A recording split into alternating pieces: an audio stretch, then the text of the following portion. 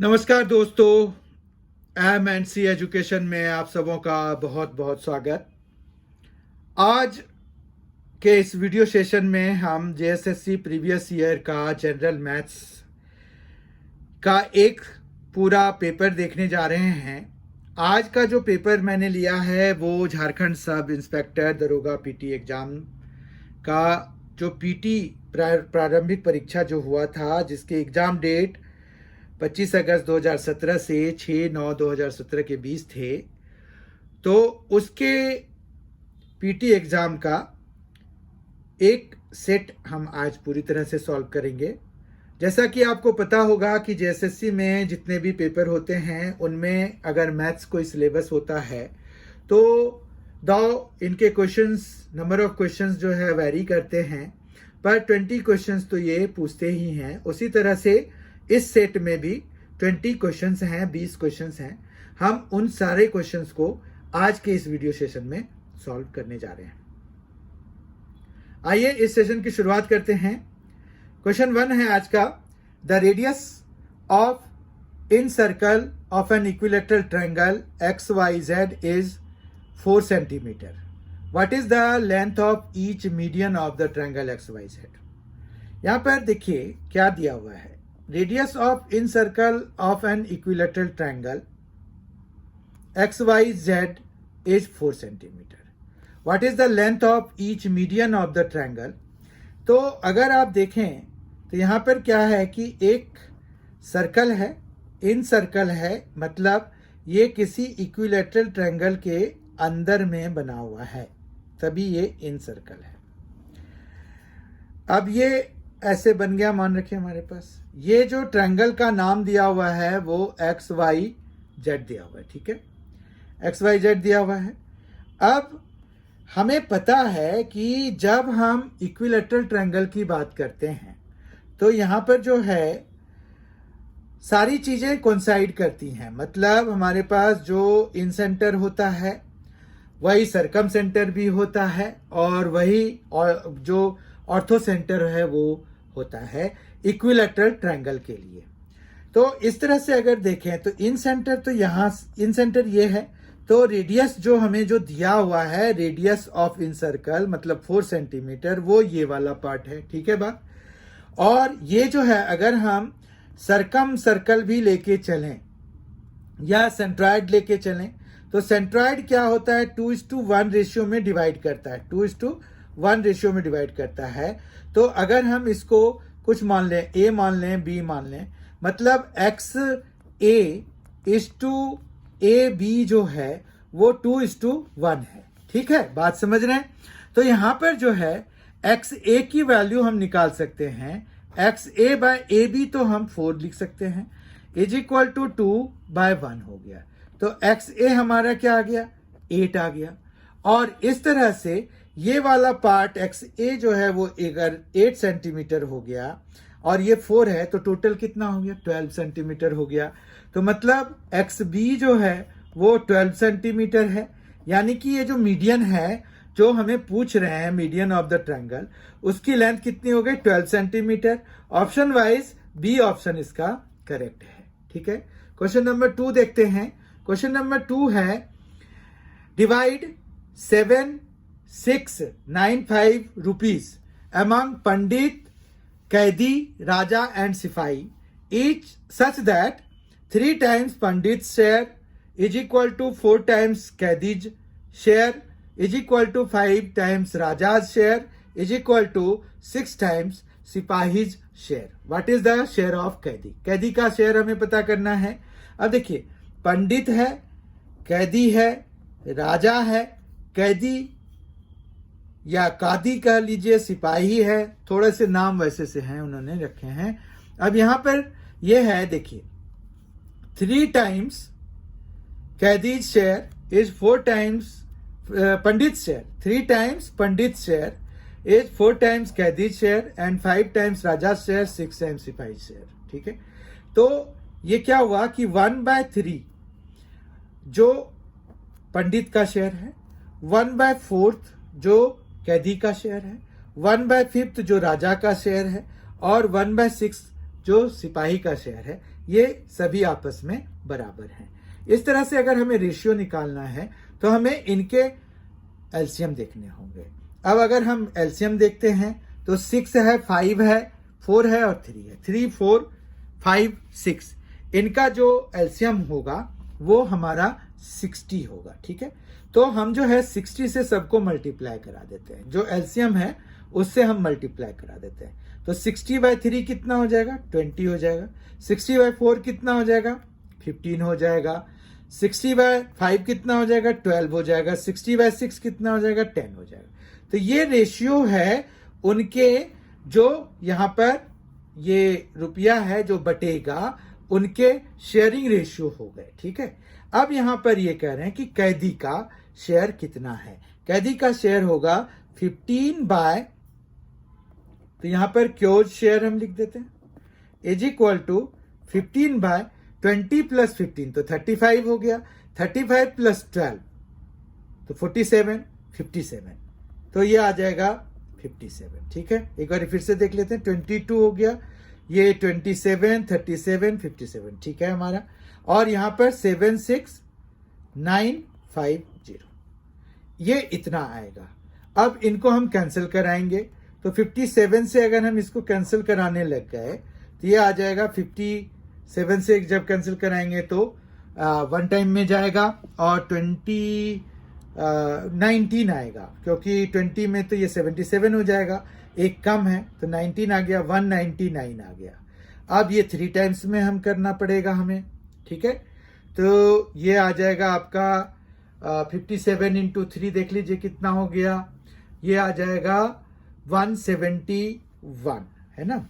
3 से जब कराएंगे तो ठीक है 171 हो गया। 199 है तो 171 और 199 है तो 28 हो गया।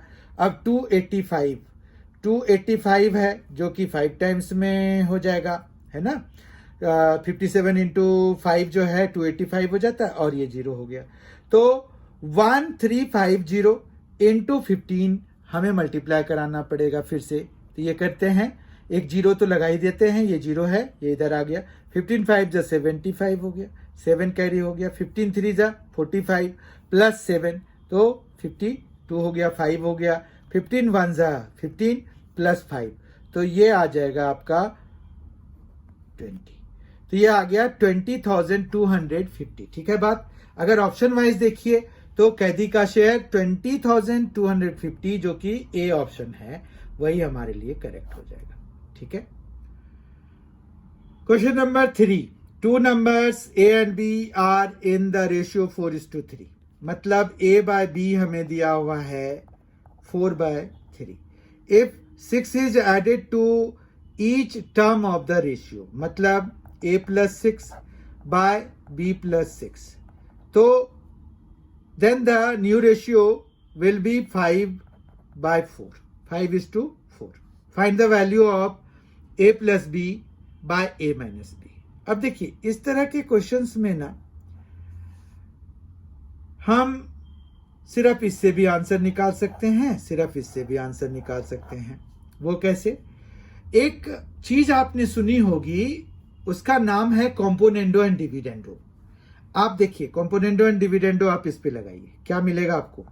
A + B। Componendo and dividendo में क्या करते हैं हम, जो है न्यूमरेटर प्लस डिनोमिनेटर लिखते हैं न्यूमरेटर में और न्यूमरेटर माइनस डिनोमिनेटर लिखते हैं डिनोमिनेटर में। ठीक है, ये ऐसे मतलब A/B का A + B by A - B करेंगे। यहां पर भी हम नंबर के साथ भी वही काम करेंगे जो हमने इधर अल्फाबेट्स के साथ किए हैं। ठीक है, ये ऐसे लिखेंगे। तो ये क्या आ गया? 7/1 आ गया। समझ में आई बात? तो A + B by A - B जो है 7:1 हो गया। तो इसकी वैल्यू बेसिकली 7 होगी। यही काम आप यहां पर भी कर सकते थे, लेकिन जब आप प्लस कराएंगे तो वहां पर 12 का चक्कर आएगा। ठीक है, तो इसलिए हम यहां पर ये चीज नहीं लगाएंगे। यहां पर C&D लगाने से हमें सीधा सीधा आंसर आ जाएगा। यहां लगाने के लिए हमें कुछ मॉडिफिकेशंस भी करने पड़ेंगे, या फिर कहिए कि हम पहले इनको क्रॉस मल्टीप्लाई करा करके फिर हम सॉल्व करेंगे, तब हमें यहां पर आंसर आएगा। अभी फिलहाल ये आंसर आ चुका है हमारा। हम अगर ये देखना चाहते हैं कि हम इससे कैसे ऑप्शन ये आंसर ऑप्टेन करेंगे, तो क्रॉस मल्टीप्लाई कीजिए इसको। ये आ जाएगा 4a प्लस क्या आ जाएगा 24 आ जाएगा इज इक्वल टू क्या आ जाएगा 5b आ जाएगा प्लस यहाँ पर 30 आ जाएगा। ठीक है, इतना समझ में आ गया।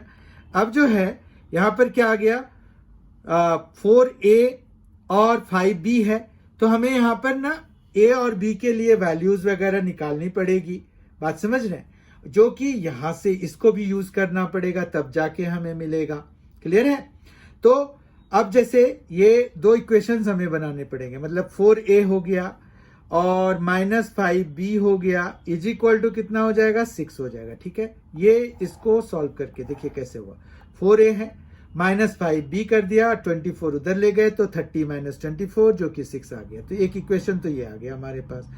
अब दूसरा इक्वेशन यहां पर क्या है 3a - 4b is equal to 0। 3a - 4b is equal to 0। अब इन दोनों लीनियर इक्वेशंस को हमें सॉल्व करना पड़ेगा a और b की वैल्यू निकालने के लिए। ये थोड़ा लेंदी है, पर हम आंसर इससे भी निकाल सकते हैं। यहां पर जैसे अगर हमें सॉल्व करना है तो हम इसको 4 से और इसको 5 से मल्टीप्लाई करा देते हैं। ठीक है, तो हमने पहले वाले को जब 4 से मल्टीप्लाई कराया तो ये 16a - 20b is equal to 24 हो जाएगा।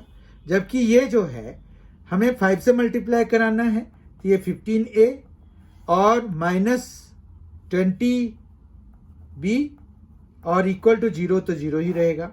अब हम क्या करेंगे माइनस कर देंगे, माइनस करेंगे तो ये कट जाएगा और ये वाला जो है ये 1a मतलब a बचा हुआ रह जाएगा। ठीक है, और 24 हो गया, a की वैल्यू हमारे पास 24 आ गई है।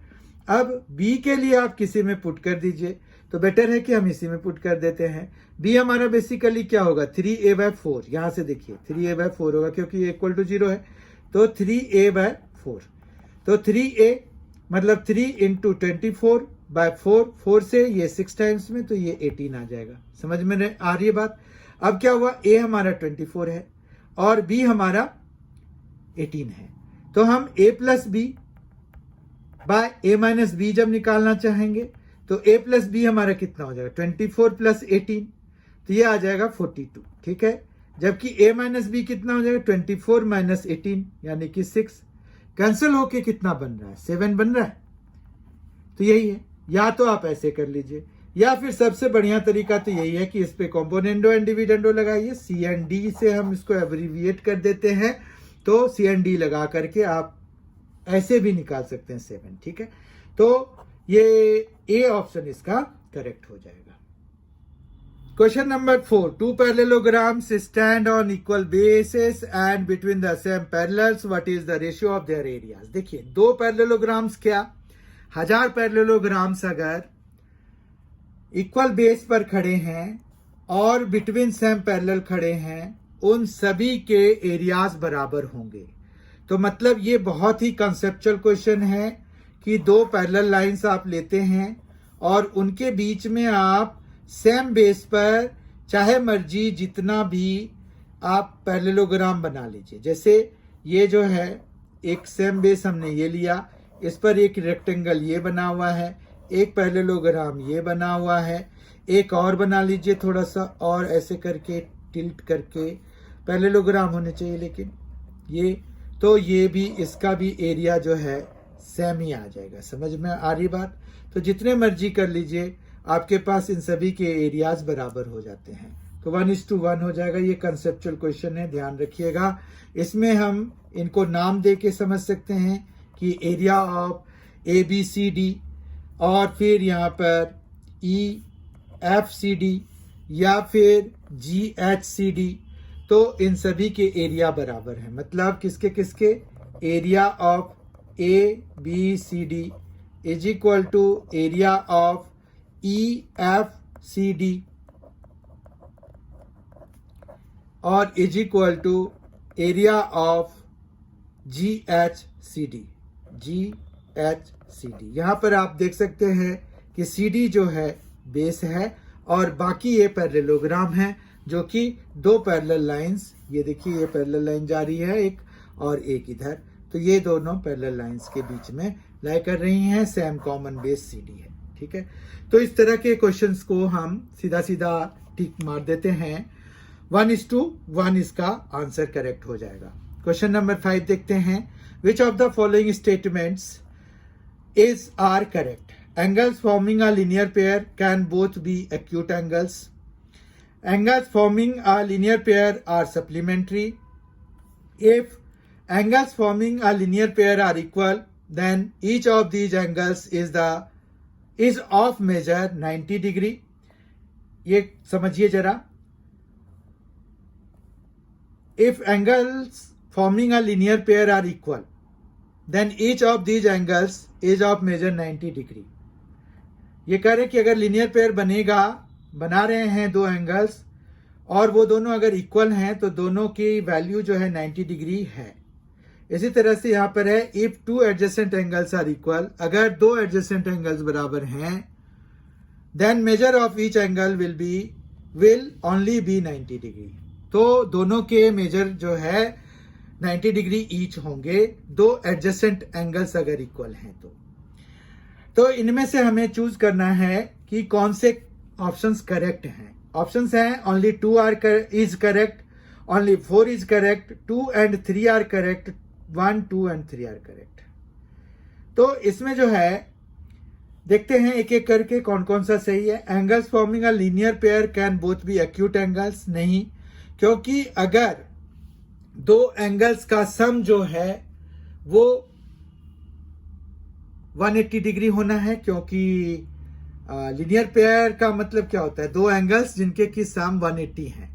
तो एक अगर 180 से 90 से कम होगा, एक्यूट एंगल का मतलब हो गया लेस देन 90. एक अगर 90 से कम हुआ तो दूसरे को 90 से ज्यादा होना पड़ेगा ताकि सम जो है 180 के बराबर हो. तो यानी कि ये स्टेटमेंट गलत हो गया. क्यों गलत हो गया ये भी बता दिया मैंने कि लीनियर पेयर है तो दोनों के सम जो है 180 के बराबर होने चाहिए.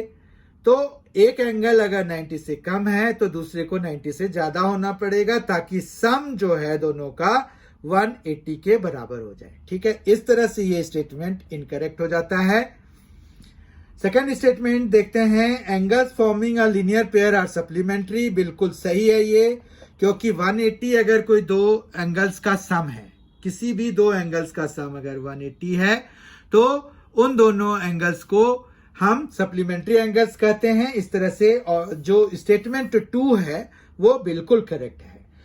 फिर तीसरा स्टेटमेंट देखते हैं, if angles forming a linear pair are equal then each of these angles is of measure 90 degree. ये भी वैसा ही है. अगर आप देखें लीनियर पेयर हो, सप्लीमेंट्री हो, दोनों सेम ही हैं, तो लीनियर पेयर है या सप्लीमेंट्री है, दोनों एंगल अगर आपस में बराबर हैं तो दोनों को 90 डिग्री ईच होना ही पड़ेगा. ठीक है बात. फिर फोर्थ क्वेश्चन देखते हैं, फोर्थ स्टेटमेंट देखते हैं, if two adjacent angles are equal then measure of each angle will be 90 degree. ये बिल्कुल गलत है, क्योंकि एडजेसेंट एंगल्स तो कैसा भी हो सकता है. ये मान रखिए कि आपने एक एंगल बनाया, इसमें एक रे और बना दिया आपने, तो ये दोनों भी एडजेसेंट एंगल्स होते हैं. तो एडजेसेंट एंगल, अब इन दोनों का 90 डिग्री होना जरूरी नहीं है, वो कुछ भी हो सकता है. ठीक है, तो ये जो फोर्थ स्टेटमेंट है ये भी इस तरह से फॉल्स है. तो हमारे कौन कौन से सही हो गए, स्टेटमेंट 2 एंड स्टेटमेंट 3. ऑप्शंस में देखिए, सी ऑप्शन पे इस तरह की बात लिखी गई है कि 2 and 3 आर करेक्ट. ठीक है, इस तरह से फिफ्थ क्वेश्चन का सी पार्ट करेक्ट हो जाएगा. क्वेश्चन नंबर 6 देखते हैं हम. क्वेश्चन नंबर 6 है, Bimal's income is 50% of Komal's. Anil's income is 70% of Bimal's. If Komal's income is 2 lakh, what is Anil's income? अब यहाँ पर हम कैसे चलेंगे, देखिए यहाँ पर यह है कि कोमल का इनकम उन्होंने 2 लाख दे दिया है. कोमल का इनकम 2 लाख दे दिया है. अब जो है यहाँ पर बिमल्स इनकम इज 50% ऑफ कोमल्स. तो बिमल का इनकम कितना हो जाएगा, बिमल का हो जाएगा 1 लाख. ठीक है, 50% of Komal's. Anil's income is 70% of Bimal's.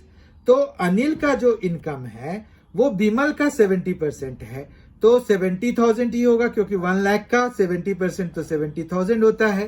तो अनिल का इनकम जो है 70,000 है. इस तरह से बी ऑप्शन इसका करेक्ट हो जाएगा. 6th क्वेश्चन का बी ऑप्शन करेक्ट है. ठीक है, Question number 7. Find the compound interest on 50,000 rupees at 8% per annum for 2 years. Compounding being done annually. मतलब इंटरेस्ट बीइंग कंपाउंडेड एनुअली लिख सकते हैं हम इसको. Meaning will remain same. यहाँ पर जो अमाउंट है उसके लिए हमारे पास फॉर्मूला होता है P into 1 plus R by 100 की पावर में N. ठीक है. N यहाँ पर टाइम पीरियड होता है जो कि एनुअल जो कंपाउंडेशन है उसके लिए नंबर ऑफ ईयर्स के बराबर होता है. बाकी ये जैसे अगर हाफ ईयरली होगा तो कितने हाफ ईयर्स होंगे उस टाइम पीरियड में वो हमें निकालना होगा. रेट भी आपका उसी के हिसाब से एडजस्ट हो जाता है. पर एनुअल वाले में चूंकि सारी चीजें एनुअली ही दी हुई हैं तो यहाँ पर कोई प्रॉब्लम नहीं है. P है 50,000, principal is 50,000, 1 plus R is 8 by 100 और इसकी पावर में 2. तो 8 में यहाँ पर 4 2s है और 4 25s है. तो इस तरह से ये आ गया 50,000 इंटू 27 बाय 25 इंटू 27 बाय 25. ठीक है. अब 25 से ये 2 तो ये 50 हो गया यानी कि और 3 जीरोज हो जाएंगे. 25 फिर 8 हो जाता है 200 तो 80 हो गया. तो 27 इंटू 27 इंटू 80 हो गया. तो 27 इंटू 27 इंटू 80 तो ये कितना हो जाएगा. 27 इंटू 27 होता है 729 और इंटू 80 भी है और यही हमारा अमाउंट हो जाएगा. इनको जब हम मल्टीप्लाई कराते हैं तो हमें क्या मिल रहा है. वो मिल रहा है 58320. ठीक है. इस तरह से ये तो अमाउंट मिल गया. अब इसमें हम अगर 50,000 माइनस करा देंगे तो हमें पता चल जाएगा कि कंपाउंड इंटरेस्ट कितना मिला हमें. तो यहाँ पर कंपाउंड इंटरेस्ट के लिए हम माइनस जब कराएंगे तो ये 0 2 और यहाँ पर 3 और यहाँ पर 8 तो 8,320 रुपीज जो है वो इंटरेस्ट मिल गया. इस तरह से ए ऑप्शन इसका करेक्ट हो जाएगा 8,320. ठीक है. ये समझ में आ गया होगा. तो यहाँ पर जो कंपाउंड इंटरेस्ट का डायरेक्ट फॉर्मूला कोई नहीं होता. आपको पहले अमाउंट निकालना होता है और उसमें जब आप प्रिंसिपल माइनस करेंगे तो आपको मिलेगा कंपाउंड इंटरेस्ट. ठीक है. इंटरेस्ट का जो वैल्यू है वो मिलेगा आपको. ठीक है. क्वेश्चन नंबर 8 है raw materials are purchased for 4,500 and 1/3 is sold at a loss of 10%. At what profit percentage should the remainder be sold so as to gain 20% on the whole transaction? क्या हुआ कि raw materials purchase किया गया 4,500 पे. Cost price है ये. 1/3 is sold at a loss of 10%. मतलब अगर हम यहाँ देखें तो सीपी हमारा हो गया 4,500. एसपी जो है दो चरणों में है. एक तो 1/3 और दूसरा 2/3 हो जाएगा. 1/3 जो है 10% के लॉस पे बेच दिया गया और दूसरा जो है कितने प्रॉफिट पे बेचा जाए जो कि उसको मिल जाएगा कितना 20% गेन हो जाएगा ऑन द होल ट्रांजैक्शन. ये हमें पता. तो देखिए इसका जो इक्वेशन हम बना सकते हैं वो इस तरह से बना सकते हैं कि 10% के लॉस पे और x% के प्रॉफिट पे जो रिमाइंडर 2/3 है 2/3 जो है उसको x% के प्रॉफिट पे बेच दिया जो कि टोटल पे 20% जो है प्रॉफिट हो जाए. तो 20% और सीपी मतलब प्लस 20% हो जाए. ठीक है. अगर इस तरह से देखें तो हमारे पास इक्वेशन कैसे बनेगा. तो ये जो 10% के लॉस पे बेच दिया 1/3 को तो 1/3 तो 1500 हो गया. उसको 10% के लॉस पे बेच दिया तो 1500 का 10% होता है 150. यानी कि यहाँ पर 1350 तो इसका रिकवर हो पाया, 1350 इसका रिकवर हो पाया।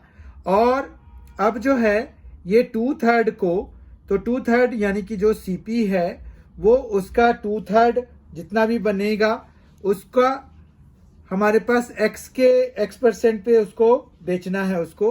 तो यहाँ पर 2/3 ऑफ 4500 इंटू x बाय 100, ठीक है, इतना ये सेलिंग प्राइस हो जाएगा अगर x% के हिसाब से x% प्रॉफिट पे उसको बेच रहा है तो, ठीक है, इतना उसको मिल जाएगा प्रॉफिट के फॉर्म में। अब जो है यहाँ पर क्या है कि आपके पास जो है वो 20% टोटल चाहिए, यानी कि इन सभी को बेचने के बाद जो है वो कितना आना चाहिए, वो आना चाहिए 5400, क्योंकि 20% 4500 का कितना हो जाता है 900, तो 4500 प्लस 900 इज 5400, टोटल 5400 आना चाहिए। ये 10% के नुकसान पे है और ये x% के प्रॉफिट पे है, तो यहां पर क्या आ जाएगा, ये एक +1 भी आ जाएगा, मतलब आपका 4500 प्लस 45 इंटू x/100 प्लस 1, क्योंकि 4500 का x% चाहिए, ठीक है, बात समझ रहे हैं। अब यहां पर इसको हम सॉल्व करेंगे, x की वैल्यू निकालने के लिए हम काम करेंगे इसमें, ठीक है बात। तो ये देखिए 1350 हम माइनस कराएंगे, तो 2/3 इंटू 4500 इंटू यहां पर क्या आ जाएगा 1 प्लस x/100 और ये इक्वल टू हो जाएगा 5400 माइनस 1350, तो ये हो जाएगा आपका 1350 अगर हम माइनस करा रहे हैं तो 4050 आ जाएगा, ठीक है, 4050 हमें चाहिए। उसके बाद जो है यहां से 3 से अगर हम इसको कैंसिल कराएंगे तो 1500 हो जाएगा, तो 3000 हो गया, 3000 हो गया।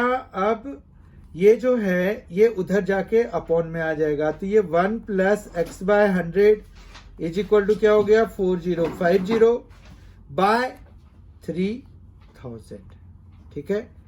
तो x/100 कितना हो गया, x/100 हो जाएगा, ये 1 उधर जाके माइनस होगा, तो 3000 इसमें माइनस आ जाएगा, तो 1050 बाय 3000, ठीक है। और ये 2 जीरोज अगर हम कैंसिल करा दें यहां से, 1 जीरो यहां ऊपर से, तो 3 से ये आ जाएगा 3 3 9 3 5, तो 35%, ठीक है।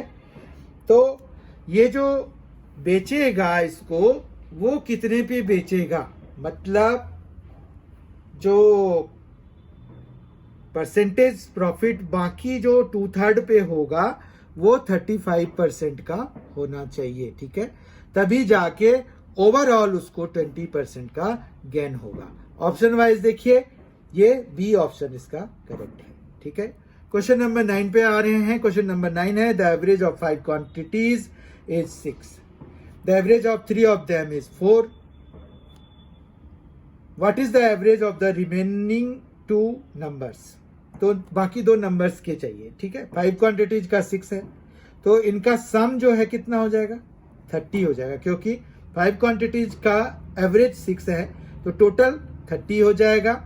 Average of 3 of them is 4, तो इससे कितना आ गया 12 आ गया, यानी कि बाकी दोनों का सम जो है वो इन दोनों का सब्ट्रैक्शन करके आएगा जो कि 18 है। तो एवरेज ऑफ द अगर निकालना है तो वो कितना हो जाएगा, एवरेज हो जाएगा 18/2 यानी कि 9, ठीक है। इस तरह से बी ऑप्शन इसका करेक्ट हो जाएगा, ठीक है, कोई प्रॉब्लम नहीं है। क्वेश्चन नंबर 9 का ऑप्शन बी करेक्ट हो जाएगा। Question number 10, the same type of work is assigned to 3 different groups of men. The ratio of persons in these groups is 2:3:5. Find the ratio of days in which they will complete the work. ठीक है, तो यहाँ पर क्या है कि पहले में 2x मान लेते हैं, 3x मान लेते हैं दूसरे में, 5x तीसरे में, क्योंकि इनमें जो ग्रुप्स में पर्सन्स हैं वो 2:3:5 है। 2x, 3x और 5x है, ठीक है। अब जो है रेशियो ऑफ डेज, तो डेज ना इनवर्सली प्रोपोर्शनल होते हैं, तो ये नंबर ऑफ डेज जो है अगर d/2, d/3, d/5 लगाएंगे रेस्पेक्टिवली, ठीक है। तो हमें जो है वो चाहिए कि रेशियो ऑफ डेज चाहिए कि कितना होगा। तो ये d तो चलिए हमने ये मान लिया कि टोटल नंबर ऑफ डेज इतने लगते, अगर x होता तो d/2 लगेगा, पहला ग्रुप जब काम करेगा d/3 लगेगा दूसरे ग्रुप को, और तीसरे ग्रुप को d/5 लगेगा। अब यहाँ पर हमें रेशियो बनाने के लिए ये जो अपॉन में चीजें होती हैं ना, उनको हटानी होती है। तो उसके लिए हम 2, 3 और 5 का एलसीएम लेते हैं, जो कि हमारा 30 है। देखिए 5 3 15 इंटू 2 30 हो गया। 30 से जब हम मल्टीप्लाई करेंगे तो यहाँ 15 आ जाएगा, यहाँ पर 10 आ जाएगा और यहाँ पर 6 आ जाएगा। इस तरह से जो रिक्वायर्ड रेशियो है वो हमें मिल जाएगा 15, 10 और 6। इस तरह से ऑप्शन इसका ए करेक्ट हो जाएगा, 15, 10 और 6। यहां पर इनवर्स प्रोपोर्शन लगाया गया क्योंकि नंबर ऑफ जो पर्सन्स हैं और जो completion number of days to complete a work वो इनवर्सली प्रोपोर्शनल होते हैं। जैसे ही नंबर ऑफ वर्कर्स हम बढ़ाएंगे तो नंबर ऑफ डेज कम हो जाएंगे, नंबर ऑफ वर्कर्स कम करेंगे, नंबर ऑफ डेज बढ़ जाएंगे। उनको कंप्लीट करने का, काम को कंप्लीट करने में जितना लगेगा number of days. Anil starts a business with 2 lakh. Vinod joins him after 3 months with 4 lakh. Simran puts a sum of 10 lakh in the business for 2 months only. At the end of the year, the business gave a profit of 5,60,000. How much should Simran get? कितने मिलने चाहिए सिमरन को, ये हमें पता करना है। तो प्रॉफिट शेयरिंग रेशियो इसमें हमें निकालना पड़ेगा। प्रॉफिट शेयरिंग रेशियो हम कैसे निकालते हैं? प्रॉफिट शेयरिंग रेशियो हमें निकालना पड़ेगा। तो उसके लिए हमें क्या करना पड़ेगा कि कौन से पर्सन का कितने दिनों तक काम किया है, मतलब इफेक्टिव इन्वेस्टमेंट हमें देखना होगा। अब 2 लाख तो अनिल का पूरे 12 महीने के लिए काम करेगा, तो 12 इंटू 2 लाख हो गया। फिर यहां पर विनोद जो है वो 3 महीने के बाद ज्वाइन करता है, मतलब उसका जो भी इन्वेस्टमेंट होगा वो 9 मंथ्स के लिए ही काम आएगा। जबकि सिमरन जो है एस से हम डिनोट कर लेते हैं, वो सिर्फ उसका जो कैपिटल है वो सिर्फ 2 महीने के लिए काम आएगा, ठीक है। अब सबसे पहला काम ये कीजिए कि 5 जीरोज जो इनके लास्ट में लगे हुए हैं वो हटा दीजिए, ठीक है। यहाँ पर 10 लाख है तो 5 जीरोज ये हटेगा, ठीक है। तो इस तरह से ये आ गया 24, ये आ गया 36 और ये आ गया 20, ठीक है। अगर हम 4 से कैंसिल कराएंगे तो 6 आ जाएगा, 9 आ जाएगा और 5 आ जाएगा, ठीक है। अब जो है हमें क्या चाहिए कि सिमरन को कितना मिला, तो ये आ जाएगा 5 और ये है 20, ठीक है बात। इनटू में आ जाएगा 560,000, मतलब 5,60,000। एक जीरो कैंसिल कराइए, 2 से फिर से इसको कैंसिल कराइए, 2 2 जा 4, 2 8 जा 16 और 1 2 3 28,000 हो गया। 28,000 इंटू 5 वो हो जाएगा कितना, 1,40,000, ठीक है। तो 1,40,000 जो शेयर है वो सिमरन को मिल जाएगा। तो ए ऑप्शन इसका करेक्ट हो गया। क्वेश्चन नंबर 12 देखते हैं। क्वेश्चन नंबर 12 है, एक क्वाड्रेटिक इक्वेशन दिया हुआ है, लेकिन ये 2 वेरिएबल वाले क्वाड्रेटिक इक्वेशन हैं, तो हमें इनको फैक्टराइज करना पड़ेगा। यहां पर 20x² है, माइनस 39xy है, प्लस 18y² है। Then find the value of x by y। x by y का हमें निकालना है, ये इक्वल टू 0 दिया हुआ है। Let us factorise it. First 20x² है तो 20 इंटू 18 तो कितना हो गया, 360 हो गया। 360 का जब हम वो फैक्टर्स बनाएंगे तो वो कुछ इस तरह से बनेगा कि एक हम ले लें 24xy और एक ले लें 15xy। 24 इंटू 15 हो जाता है 360 के बराबर। तो इस तरह से ये हमारा फैक्टराइजेशन हो गया। अब जो है पहले दो में से हम अगर 4 निकाल दें, x निकाल दें, जो कि निकल सकता है, तो ये आ जाएगा 5x माइनस इधर आ जाएगा 6y। ठीक है, माइनस अब इन दोनों में क्या हम निकाल सकते हैं, 3 निकाल सकते हैं और y निकाल सकते हैं। देखिए y भी है और 3 के टेबल में 15 भी आता है और 18 भी आता है। तो ये 5x हो जाएगा और ये माइनस 6y हो जाएगा और ये इक्वल टू 0 हो जाएगा। ठीक है, तो ये आ गया 5x माइनस 6y और ये हो गया 4x माइनस 3y और ये इक्वल टू 0 हो गया।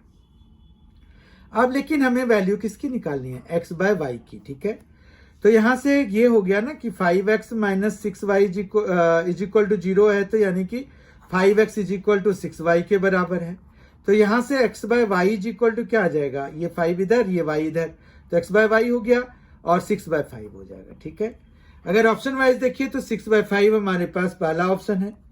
फिर इससे क्या आएगा, इससे आएगा 3 बाय 4। x बाय y की वैल्यू इससे आ रहा है, दूसरे वाले फैक्टर से 3 बाय 4 आ रहा है, तो वो ऑप्शन में नहीं दिया हुआ है, इसीलिए हमारा ए ऑप्शन ही इसका करेक्ट होगा। ठीक है, आपको समझ में आ गया होगा। इसमें हो सकता था कि दूसरा ये सेम क्वेश्चन दे दें, ऑप्शन में 6 बाय 5 ना दे के 3 बाय 4 दे दें, तो भी ये क्वेश्चन बन सकता है। ठीक है, या y बाय x के लिए भी बनाने को आ सकता है।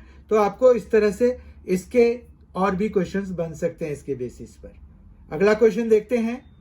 क्वेश्चन नंबर 13 है, इफ ए बी सी है, B E F G H है, ये दो सेट्स दिए हुए हैं, then what is the cardinal number of B cross A. देखिए बी क्रॉस ए का कार्डिनल नंबर मतलब उसमें बी क्रॉस ए में कितने एलिमेंट्स हैं ये हमें बताने हैं। ठीक है, तो बी क्रॉस ए हो या ए क्रॉस बी हो, उनके जो नंबर होते हैं बी क्रॉस ए का ही ले लेते हैं, तो वो n B into n A के बराबर होता है। ये फॉर्मूला आप ध्यान रखें।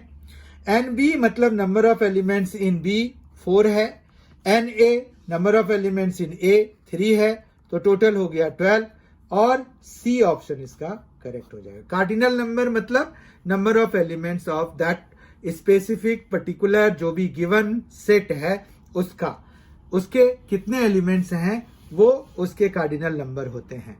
क्वेश्चन नंबर 14 है, what is the least number by which 1296 be multiplied so that the product is a perfect cube. अब यहां पर सबसे पहला काम हमें ये पता क्या करना है, हमें लीस्ट नंबर मतलब सबसे छोटा नंबर कौन सा है जिससे मल्टीप्लाई कराएं। तो जो प्रोडक्ट आए 1296 को मल्टीप्लाई कराने के बाद जो प्रोडक्ट आए, जो आउटकम आए, वो हमारा परफेक्ट क्यूब होना चाहिए। इस तरह के क्वेश्चन को डील करने के लिए हमें इनके पीएफ देखने होते हैं, मतलब प्राइम फैक्टर्स देखने होते हैं। 2 किया तो 6 आया, फिर यहां पर क्या आएगा 4 और यहां पर 8, तो 648 आ गया हमारे पास। फिर 2 से कराएंगे तो 2 3 जा 2 2 जा 2 4 जा, फिर 2 से कराएंगे तो 6 2 162 हो जाएगा, फिर 2 से कराएंगे 81 हो जाएगा और यहां पर 3 से कराएंगे तो 27 हो जाएगा। रिमेंबर 27 तो एक परफेक्ट स्क्वायर परफेक्ट क्यूब है। 27 क्या होता है, 3 का क्यूब होता है, तो इसके लिए चिंता करने की जरूरत नहीं है। फिर यहाँ पर देखिए ये 3 2 और निकाल दीजिए, उनसे भी कोई फर्क नहीं पड़ता। तो यहाँ पर 2 इंटू 3 यानी कि 6, एक तो 6 है और अगर हमें परफेक्ट क्यूब चाहिए तो 2 6 और चाहिए होंगे, मतलब इन टोटल हमें 36 से मल्टीप्लाई कराना होगा। आई होप कि आपको ये एक्सप्लेनेशन समझ में आ गया होगा।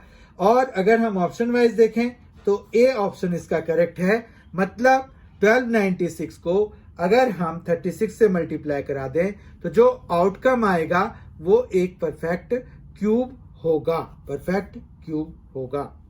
क्वेश्चन नंबर 15 है, the sum of 2 angles of a triangle is equal to its third angle. What is the measure of the third angle. तीसरे एंगल का क्या मेजरमेंट है ये बताना है। Sum of 2 angles of a triangle is equal to third angle. मान रखिए कि आपके पास एंगल ए है, एंगल बी है, इन दोनों का सम एंगल सी के बराबर है। फिर हम ये भी जानते हैं कि angle A plus angle B plus angle C 180 degree होता है। किस वजह से होता है? ASP की वजह से होता है। अब angle A plus angle B की जगह पे हम एंगल सी लिख सकते हैं, और एंगल सी एक पहले से भी है, 180 डिग्री हो गया। तो इस तरह से 2 angle C is equal to 180 degree. तो एंगल सी कितना हो जाएगा? 180 डिग्री बाय 2 यानी कि 90 डिग्री। ठीक है, तो हमारा जो बड़ा वाला थर्ड एंगल जो है जिसकी बात हो रही है सी, मतलब थर्ड एंगल तो सी है, उसकी वैल्यू कितनी आ गई है? 90 डिग्री, यानी कि ऑप्शन वाइज बी ऑप्शन इसका करेक्ट है। क्वेश्चन नंबर 16 आ गया है अब हमारे सामने में। Volume of a right circular cylinder is 550 cc and it's curved surface area is 220 square centimetre. Find its radius. हमें रेडियस मतलब आर निकालना है, अगर हम आर इसको सपोज करेंगे। अब देखिए, volume of right circular cylinder वो होता है पाई आर स्क्वायर एच। ये कितना दिया हुआ है? 550 के बराबर। कर्व सरफेस एरिया होता है 2 पाई आर एच, और ये हो गया 220। जब हम इनको डिवाइड कराएंगे तो एच से एच कैंसिल, आर से आर कैंसिल, पाई से पाई कैंसिल, तो हमारे पास R by 2 is equal to, यहाँ पर क्या आ जाएगा? 5 आ जाएगा, यहाँ से 2 आ जाएगा, ये आ जाएगा 5/2, तो ये 2 कैंसिल हो जाएगा, तो आर इज इक्वल टू ये कितना आ जाएगा? 5 सेंटीमीटर आ जाएगा। ठीक है, समझ में आया? इस तरह से इसका करेक्ट आंसर है सी, यानी कि 5 centimetre.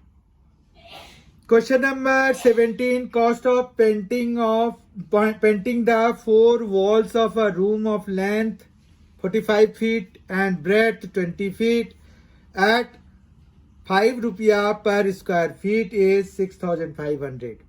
Find the height of the room. देखिए यहाँ पर क्या है, एरिया इनटू रेट अगर कराएंगे तो हमें जो है टोटल कॉस्ट मिल जाएगा। ठीक है, तो यहाँ पर अगर हमें खाली एरिया चाहिए तो क्या मिलना चाहिए? क्या करना पड़ेगा हमें? टोटल कॉस्ट बाय रेट कर देंगे तो हमें एरिया मिल जाएगा। अब एरिया ऑफ 4 वॉल्स होता है हमारे पास, क्या होता है? 2 into L plus B into H, और ये टोटल कॉस्ट है 6500, देखिए आप, और रेट है 5, तो ये आ जाएगा 1300। 2 से डिवाइड कराएंगे तो ये आ जाएगा 650।